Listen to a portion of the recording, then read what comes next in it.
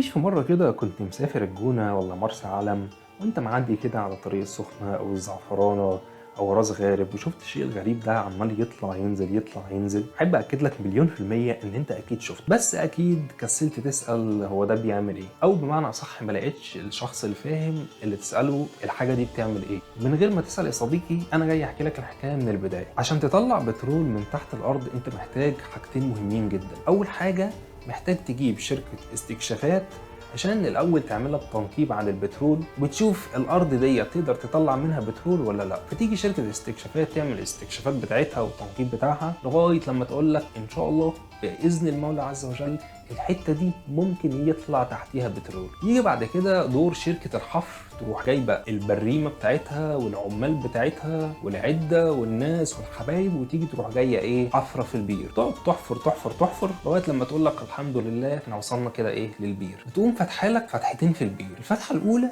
بيدخلوا منها غاز مضغوط بضغط عالي جدا جدا جدا. الغاز المضغوط ده بيدخل في البير يقوم يضرب في الزيت الاسود الخام اللي موجود في عمق الارض. يقوم الزيت من كتر الضغط عليه من الغاز يقوم خارج من الناحيه الثانيه، ما يستحملش يروح جاي خارج من الناحيه الثانيه. وعلى الرغم من ان ضغط الغاز اللي داخل البير بيبقى عالي جدا جدا جدا الا ان الزيت برضو بيحتاج حاجه تشده من عمق الارض تطلعه على سطح الارض، لان المسافه بتبقى طويله جدا جدا جدا من سطح الارض لعمق البير اللي هم فتحوه. يجي بقى دور الوحش اللي هو البامب جاك اللي انت عمال تشوفه طالع نازل طالع نازل ده. البامب جاك هنا اهميتها ان هي بتنزل تمسك شويه زيت وتطلع تطلعه على سطح الارض، تنزل تمسك زيت من عمق الارض وتقوم تشده تطلعه على سطح الارض. بعد كده بيمشي فيه مواسير طويله جدا لغايه لما يوصل للتنكات اللي هيتخزن فيها. يعني بمعنى اصح تقدر تقول ان البامب جاك دي اكنها بتشفط الزيت